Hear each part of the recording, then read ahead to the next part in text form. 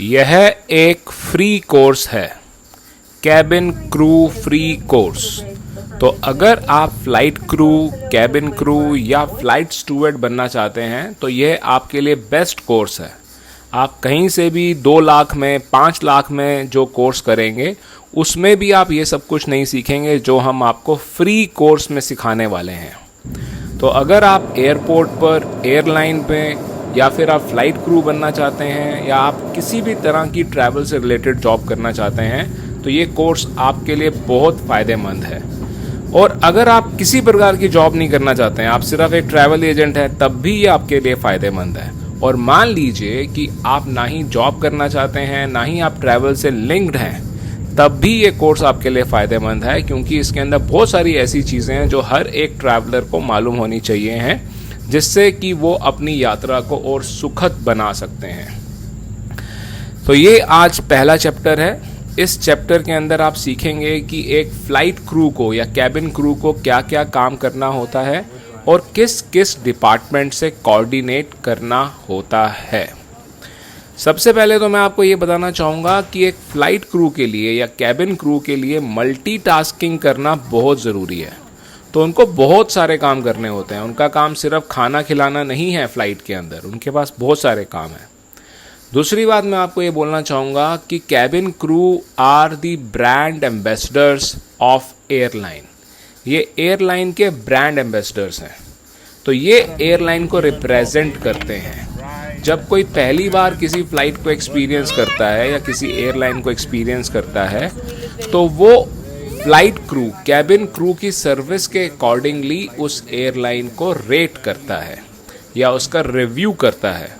तो इसीलिए हर एयरलाइन के लिए उनके कैबिन क्रू का अच्छा होना, प्रोफेशनल होना, सुंदर दिखना, प्रेजेंटेबल होना, ये सब बहुत ज़रूरी है।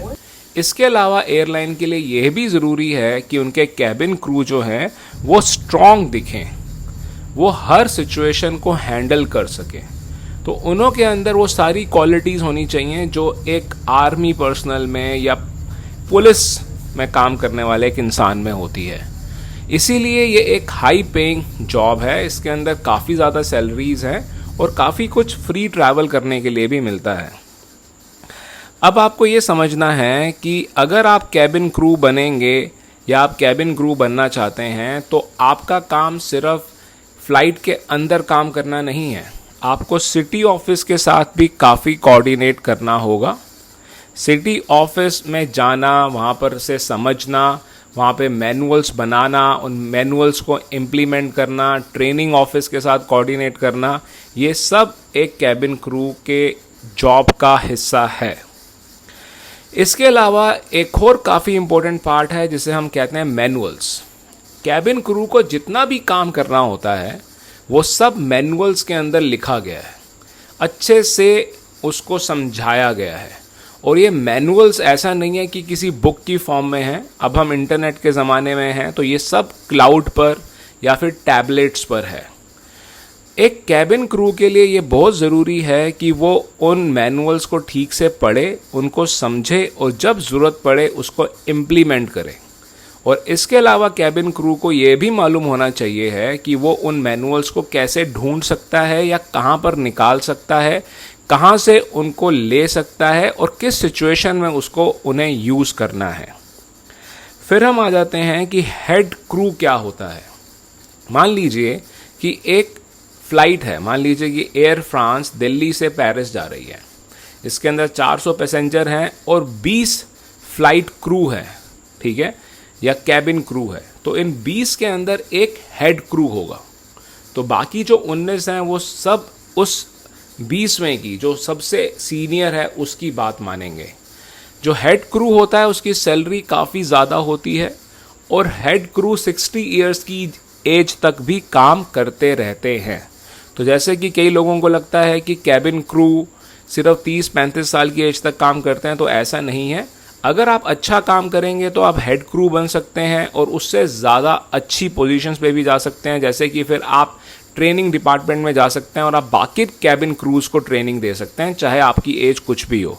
ट्रेनिंग डिपार्टमेंट के अंदर भी सैलरीज काफ़ी ज़्यादा हैं।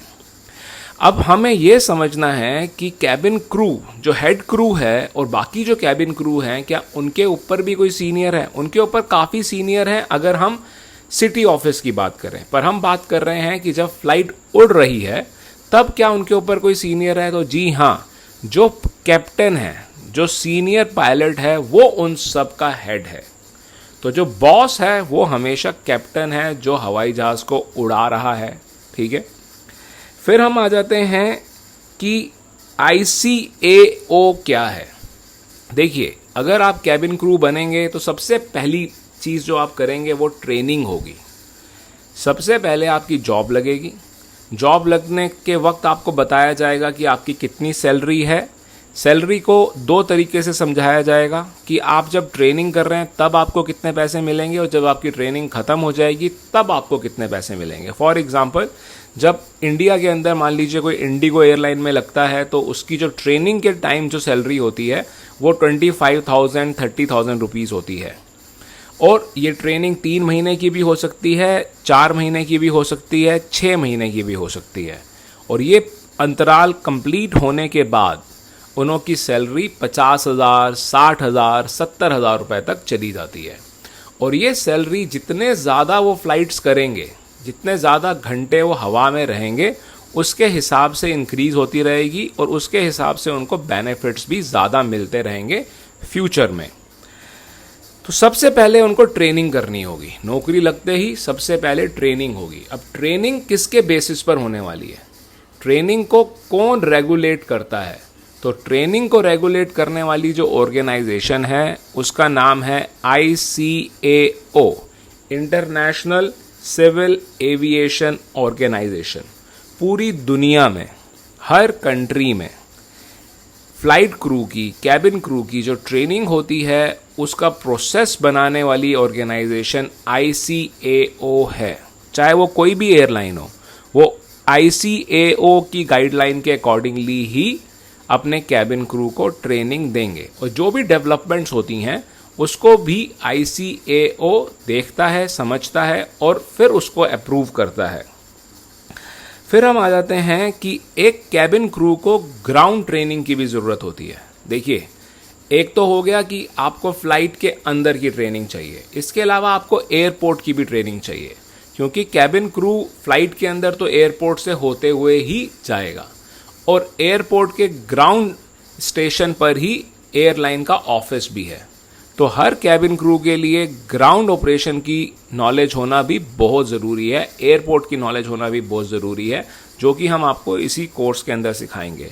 और एंड में आप काफ़ी इंटरेस्टिंग फैक्ट्स भी जानेंगे। हर चैप्टर के एंड में हम आपको कुछ इंटरेस्टिंग फैक्ट्स भी बताएंगे। इसके अलावा फिर हम बात करते हैं कि कैबिन क्रू को सेफ्टी से रिलेटेड ट्रेनिंग चाहिए होती है। कैबिन क्रू का सबसे इंपॉर्टेंट काम होता है कि वो पैसेंजर्स की सेफ्टी को ध्यान में रखें और अगर कोई भी रिस्क है तो उनको सेफ कर सकें, एयरक्राफ्ट को सेफ कर सकें। सबसे इंपॉर्टेंट वही ट्रेनिंग होती है। तो अगर कोई फिजिकली इतना फिट नहीं है कि उसको सेफ्टी की ट्रेनिंग दी जाए तो वो कैबिन क्रू भी नहीं बन पाएगा। फिर हम बात कर रहे हैं कि एक बार तो आपकी ट्रेनिंग हो गई जब आपकी जॉब लग रही है, फिर हर साल कैबिन क्रू की ट्रेनिंग होती है। जब आपका एयरक्राफ्ट चेंज होगा तब आपकी ट्रेनिंग होगी, अगर कोई हादसा हो जाएगा तो फिर दोबारा आपकी ट्रेनिंग होगी, कोई भी इंसिडेंट होगा तो ट्रेनिंग होगी, कोई नई टेक्नोलॉजी आएगी तो ट्रेनिंग होगी, कोई एयरपोर्ट पे चेंजेस हुए हैं तो ट्रेनिंग होगी। जैसे कि अब कोरोना वायरस की वजह से एयरलाइंस का काम करने का तरीका बदल गया है, तो अब उन्हों को कोरोना वायरस के वक्त फ्लाइट कैसे उड़ानी है उन सब चीज़ों की ट्रेनिंग मिल रही है। तो ट्रेनिंग कैबिन क्रू की जॉब का पार्ट है और ये रेगुलरली चलती रहती है। फिर हम बात कर रहे हैं कि कैबिन क्रू की परफॉर्मेंस कौन जज करता है।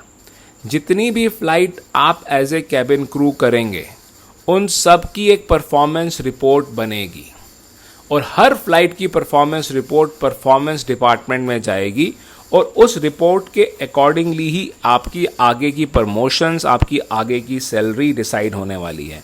जैसे कि आपको बताया कि एक हेड क्रू होता है, तो हेड क्रू भी ये परफॉर्मेंस रिपोर्ट को लिखता है और आगे अपने सीनियर्स को देता है, जो कि डिसाइड करते हैं कि उन्हें रखना है नौकरी में या उनको निकालना है, उनकी सैलरी बढ़ानी है या उनको छुट्टी पर भेजना है। फिर हम बात कर रहे हैं कि रिपोर्टिंग जो हो रही है, कैबिन क्रू को काफ़ी रिपोर्टिंग करनी होती है। तो आपका काम सिर्फ खाना खिलाना और ये सब नहीं है, रिपोर्टिंग। तो इसके लिए आपको इंग्लिश आना, आपको एक्सेल आना, कंप्यूटर आना बहुत ज़रूरी है। और जितनी भी रिपोर्टिंग हो रही है, सारी की सारी रिपोर्टिंग टैबलेट्स के थ्रू हो रही है, ठीक है।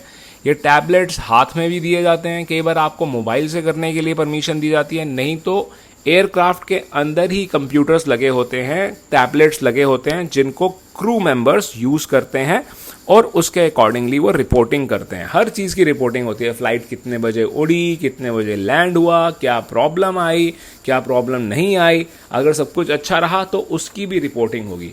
आपस में कैबिन क्रू में अगर कोई प्रॉब्लम होती है तो उसको भी रिपोर्ट किया जाता है। अगर पैसेंजर कोई प्रॉब्लम क्रिएट कर रहा है तो उसको भी रिपोर्ट किया जाता है।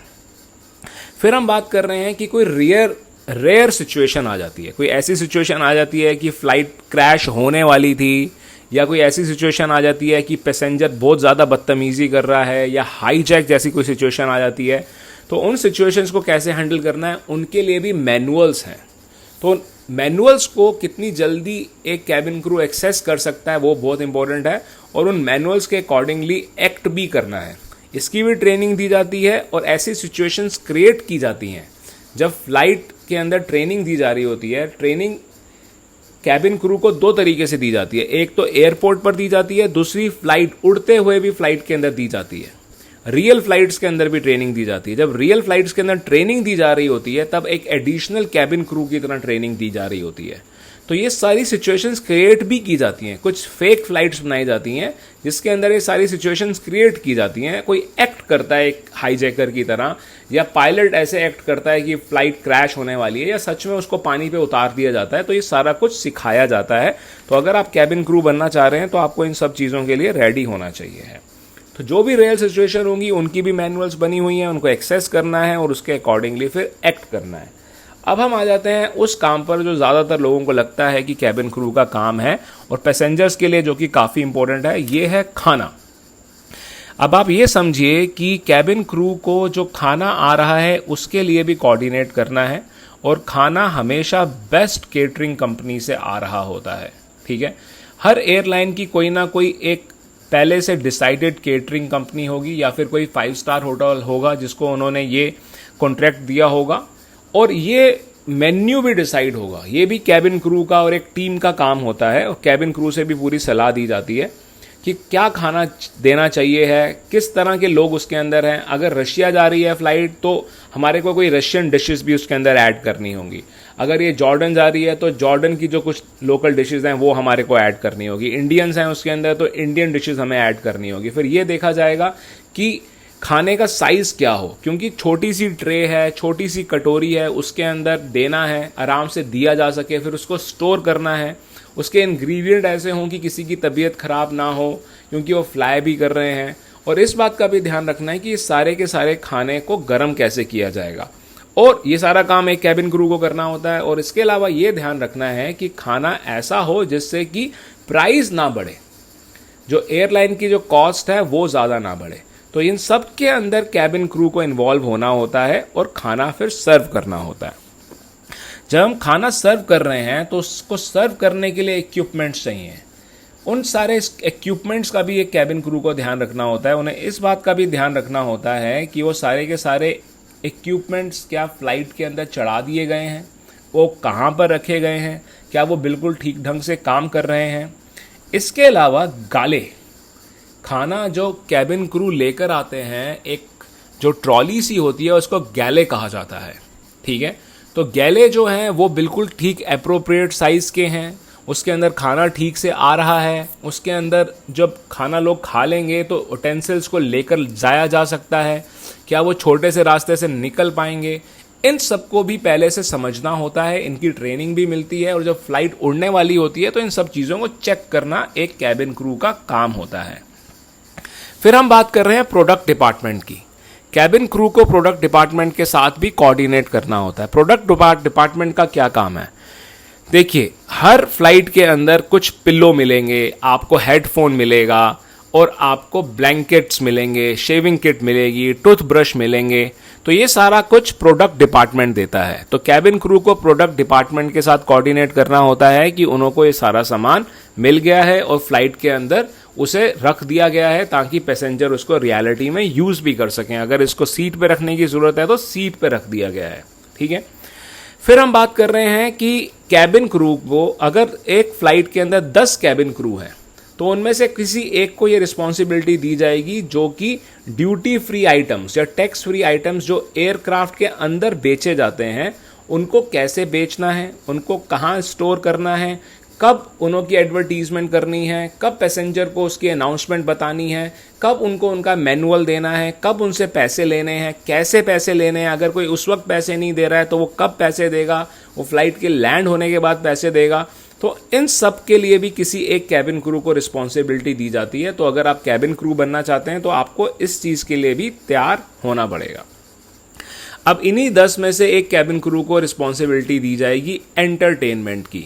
तो बहुत सारी एयरलाइंस हैं जो कि एयरक्राफ्ट के अंदर आपको एक्सेस देती हैं कि आप मूवीज़ देख सकते हैं, आप सॉन्ग सुन सकते हैं। जैसे कि खाना हम डिसाइड करते हैं कि किस कंट्री के लोग हैं उसके अकॉर्डिंगली खाना हो, उसी ढंग से जब हम बात कर रहे हैं एंटरटेनमेंट की तो वो भी जिस कंट्री के लोग उस फ्लाइट के अंदर ज़्यादा आ जा रहे हैं उनके अकॉर्डिंगली डिसाइड किया जाता है। अगर एयर इंडिया जा रही है अमेरिका तो अमेरिकन मूवीज़ भी होंगी उसके अंदर, इंडियन मूवीज़ भी होंगी, हिंदी के अंदर भी मूवीज़ होंगी, इंग्लिश के अंदर भी होंगी, और कुछ मूवीज़ कॉमन रखी जाएंगी कि किसी भी कंट्री का कोई भी पैसेंजर हो तो वो उस एंटरटेनमेंट को यूज़ कर सके। उसको इंश्योर करना कि एंटरटेनमेंट ठीक से चल रहा है, लोगों को पसंद आ रहा है, और अगर पसंद नहीं आ रहा है तो उसका फीडबैक लेना और फीडबैक देना, ये भी कैबिन क्रू का काम है। अब काम आ जाता है सेफ्टी डिपार्टमेंट के साथ कोऑर्डिनेट करना। जो भी सेफ्टी से रिलेटेड प्रॉब्लम आई या कोई प्रॉब्लम नहीं आई, हर फ्लाइट अच्छी गई तो उसकी रिपोर्टिंग देना और सेफ्टी डिपार्टमेंट को उसकी ब्रीफिंग देना, ये सारा काम भी कैबिन क्रू का ही है। जैसे कि खाना खिलाने के लिए कुछ इक्विपमेंट्स हैं, वैसे ही सेफ्टी के भी इक्विपमेंट्स हैं, जैसे कि ऑक्सीजन मास्क है और भी काफ़ी सारी चीज़ें हैं, जैसे कि लाइफ जैकेट्स हैं। ये सारी चीज़ें इंश्योर करना कि फ़्लाइट के अंदर ठीक से काम कर रही हैं। कुछ ऑक्सीजन सिलेंडर्स होते हैं जो कि एक बार लगा दिए जाते हैं और 1 महीने बाद या 2 महीने के बाद वो चेंज होते हैं या 3 महीने के बाद चेंज होते हैं। तो इंश्योर करना कि वो ऑक्सीजन सिलेंडर्स ठीक से काम कर रहे हैं, ऑक्सीजन पाइप्स ठीक से काम कर रही हैं, ये सब सेफ्टी डिपार्टमेंट के साथ कैबिन क्रू को कोऑर्डिनेट करना होता है। इनकी मैनुअल्स को चेक करना होता है और अगर इन मैनुअल्स के अंदर कोई चेंजेस रिक्वायर्ड हैं तो वो चेंजेस भी सजेस्ट करने होते हैं। इसके अलावा कैबिन हेड को, जो क्रू हेड है, उसको इंश्योर करना होता है कि हर कैबिन क्रू को रेगुलर सेफ्टी की ट्रेनिंग मिले।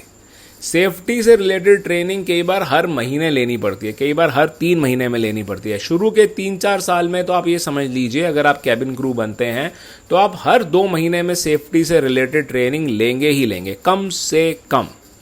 और मान लीजिए कि अगर सेफ्टी के अंदर कैबिन क्रू को कोई चेंजेस चाहिए हैं, कोई ऐसी चीज़ है जो ठीक से नहीं चल रही है या जिसकी वजह से परेशानी आ सकती है, तो वो सारे चेंजेस सजेस्ट करना भी कैबिन क्रू का काम है, क्योंकि कैबिन क्रू हमेशा एयरक्राफ्ट के अंदर है और वो पैसेंजर्स का फीडबैक भी ले रहा है। अब हम बात कर लेते हैं, भगवान ना करे कि कोई ऐसा इंसिडेंट हो जाता है जो कि नहीं होना चाहिए था। ठीक है, अगर ऐसा कुछ होता है तो कैबिन क्रू को डीप ब्रीफिंग के लिए जाना होता है। उन को पहले बताना होता है कि क्या इंसिडेंट हुआ और फिर वो इंसिडेंट क्यों हुआ, उनको क्या लगता है। फिर जो हेड होंगे, जो सेफ्टी हेड होंगे या जिससे भी रिलेटेड वो इंसिडेंट है, वो उसकी डीप ब्रीफिंग करेंगे कि अगर ऐसी सिचुएशन होती है तो आपने उसको कैसे कंट्रोल करना है। फिर हम आ जाते हैं इंजीनियरिंग डिपार्टमेंट। तो एक कैबिन क्रू को इंजीनियरिंग डिपार्टमेंट के साथ भी कोऑर्डिनेट करना है। इंजीनियरिंग डिपार्टमेंट क्या करता है, एयरक्राफ्ट के अंदर लाइट की ज़रूरत है, लाइट जलती है, बंद होती है। जब लोगों का सोने का टाइम होता है तो सिर्फ फ्लोर पे लाइट जलती है। इसके अलावा हमारे टॉयलेट्स हैं, टॉयलेट के अंदर पानी है। इसके अलावा और भी बहुत सारी चीज़ें हैं जो इंजीनियरिंग डिपार्टमेंट देखता है। तो अगर ऐसी कोई भी चीज़ खराब है, ठीक है, उसको ठीक करवाना है, ये सारा काम भी कैबिन क्रू का है। फ्लाइट में कैबिन क्रू पैसेंजर से पहले आते हैं। अगर फ्लाइट उड़ने वाली है तो सबसे पहले वो इन सब चीज़ों को चेक करते हैं। अगर उनको लगता है कि कुछ ख़राब है तो बहुत सारी ऐसी चीज़ें हैं जिन्हें 2 मिनट में 5 मिनट में इंजीनियरिंग डिपार्टमेंट ठीक कर सकता है। फ्लाइट के उड़ने से पहले इंजीनियरिंग डिपार्टमेंट वहाँ पर अवेलेबल होता है और ये सारी चीज़ें वो हैंडल कर सकता होता है, प्रोवाइडेड कैबिन क्रू उनको ये ठीक से बताए। फिर रिपोर्टिंग करना। अगर कोई भी फॉल्ट आया है फ्लाइट के उड़ने से पहले, उड़ने के बाद, हवा में रहते हुए, लैंड होने के बाद, तो उसकी रिपोर्टिंग करना टैबलेट्स के थ्रू, मैनुअल्स के थ्रू, ये भी कैबिन क्रू का काम है। फिर हम बात कर रहे हैं कि कैबिन क्रू को ग्राउंड डिस्पैचर, जिसको हम टर्न अराउंड मैनेजर भी कहते हैं, उनके साथ कोऑर्डिनेट करना। तो ग्राउंड डिस्पैचर या टर्न अराउंड मैनेजर कौन है? ये वो हैं जो एयरपोर्ट को हैंडल कर रहे हैं, जो उस एयरलाइन के लिए एयरपोर्ट को हैंडल कर रहे हैं। मान लीजिए कि आप एयर फ्रांस के कैबिन क्रू हैं और कैबिन क्रू हवाई जहाज को संभाल रहा है, हवाई जहाज के अंदर पैसेंजर्स को संभाल रहा है, पर जब आपकी फ्लाइट लैंड होगी, जब ये फ्लाइट लैंड होगी, तब आपको ग्राउंड हैंडलिंग एजेंट के साथ डील करना होगा कि भाई आपको एरो ब्रेच ठीक मिला, आपको लगेज बेल्ट मिल गई, ये सारा कोऑर्डिनेट करना, आपको अनाउंस करना कि बाहर वेदर क्या है, ये सारा काम भी कैबिन क्रू का ही होता है। इसके अलावा ये भी इंश्योर करना कि फ्लाइट के अंदर बैगेज टाइम पर लगा दिया गया, लोगों का जो बैगेज है, जो चेक इन लगेज है, कि वो फ्लाइट के अंदर चला गया टाइम से, और जब फ्लाइट लैंड हुई तो उसको उतार दिया गया। ये सारा कोऑर्डिनेट करना भी कैबिन क्रू का काम होता है, जिसको ग्राउंड स्टाफ के साथ कोऑर्डिनेट किया जाता है। ग्राउंड के अंदर ही सिक्योरिटी भी होती है। एयरपोर्ट पर अलग सिक्योरिटी डिपार्टमेंट है, उनके साथ कोऑर्डिनेट करना भी कैबिन क्रू का काम है। अब ये किस तरह का कोऑर्डिनेट है? मान लीजिए कि कोई फ्लाइट के अंदर, जब फ्लाइट उड़ रही थी, तो वो बदतमीजी करता है या ड्रिंक ज़्यादा कर लेता है या किसी कैबिन क्रू को छेड़ देता है, तो उनको अरेस्ट करवाना। कई बार हवाई जहाज़ के अंदर ही प्रिजनर्स आ रहे होते हैं या क्रिमिनल्स आ रहे होते हैं, तो उनकी इंफॉर्मेशन देना सिक्योरिटी डिपार्टमेंट को और उनको टाइमली अरेस्ट करवाना। तो ये सारा का सारा काम एक कैबिन क्रू को करना होता है और इन सब डिपार्टमेंट्स के साथ कोऑर्डिनेट करना होता है। अब मैं आपको कुछ इंटरेस्टिंग फैक्ट्स बताने वाला हूँ, और ये इंटरेस्टिंग फैक्ट्स कई बार कैबिन क्रू के इंटरव्यूज़ में पूछ भी लिए जाते हैं। जैसे कि आपसे पूछा जा सकता है कि क्या आप जानते हैं कि पहली फ्लाइट कब उड़ी थी? तो मैं आपको बताना चाहूँगा कि दुनिया की सबसे पहली फ्लाइट जो है वो 1914 में उड़ी थी, जो कि यूएसए में टैम्पा से सेंट पीटर्सबर्ग गई थी। इसके अलावा मैं आपको बताना चाहूँगा कि पहली ट्रांस कॉन्टिनेंटल फ्लाइट, ऐसी फ्लाइट जो एक कॉन्टिनेंट से दूसरी कॉन्टिनेंट में गई, वो 1927 में उड़ी थी, और ये फ्लाइट पेरिस और न्यूयॉर्क के बीच में उड़ी थी। तो ये दुनिया की पहली ट्रांस कॉन्टिनेंटल फ्लाइट थी। इसके अलावा मैं आपको एक और इंटरेस्टिंग फैक्ट बताना चाहूँगा। मैं आपको एक और इंटरेस्टिंग फैक्ट बताना चाहूँगा कि 1935 तक, टिल 1935, एयरक्राफ्ट के अंदर सिर्फ 5, 10 या मैक्सिमम 15 लोगों को एक जगह से दूसरी जगह लेकर जाया जाता था, और एयरक्राफ्ट के अंदर कई सालों तक बहुत बड़े बड़े डाइनिंग एरिया होते थे, जैसे कि रियलिटी में रेस्टोरेंट्स होते हैं। ओके, फूड, जो कि अब एयरलाइंस का बड़ा इंपॉर्टेंट पार्ट है और हर पैसेंजर को इसकी बड़ी रिक्वायरमेंट लगती है और उसके बारे में पूछते हैं, तो मैं आपको ये बताना चाहूँगा कि एयरलाइंस के अंदर 1936 में जाकर फूड सर्व करना स्टार्ट हुआ। So these are few interesting facts. मुझे उम्मीद है कि आपको काफ़ी नॉलेज मिली होगी इस फर्स्ट चैप्टर में। ऐसे काफ़ी और चैप्टर्स आएंगे। आप हमारा यूट्यूब चैनल फॉलो करते रहें और सीखते रहें। मैं आपको गारंटी देता हूँ, जो नॉलेज हम आपको इस फ्री कोर्स में देने वाले हैं, आप 1 लाख रुपए, 2 लाख रुपए खर्च करके भी नहीं ले पाएंगे। हम इन्हीं चैप्टर्स के अंदर आपकी ग्रूमिंग की भी बात करेंगे, इंग्लिश कैसे आपने इम्प्रूव करनी है उसकी भी बात करेंगे, हर उस चीज़ की बात करेंगे जो एक कैबिन क्रू बनने के लिए ज़रूरी है। आप इंटरव्यूज़ कैसे आप इंटरव्यूज़ में कैसे सिलेक्ट होंगे, कैसे उनको क्लियर करेंगे, किस तरह से ड्रेसअप होंगे, आपकी सैलरी क्या होनी चाहिए, क्या आपसे सवाल पूछे जाएंगे, आप कैसे उनका जवाब देंगे, क्या आप डोमेस्टिक एयरलाइन में काम करें या आप इंटरनेशनल एयरलाइन में काम करें, आपकी एमिरेट्स में कैसे जॉब लगेगी या आपकी ब्रिटिश एयरवेज में कैसे जॉब लगेगी या आपकी एयरपोर्ट पे कैसे जॉब लगेगी, इन सब सवालों के जवाब आपको मिलने वाले हैं। और जो भी ये कोर्स कंप्लीट करेगा हम उसको जॉब की गारंटी देंगे। आप कोई पैसे नहीं दे रहे हैं, आप फ्री में कोर्स कर रहे हैं, फिर भी हम आपको जॉब की गारंटी देंगे अगर आप ये कोर्स अच्छे से कंप्लीट करते हैं।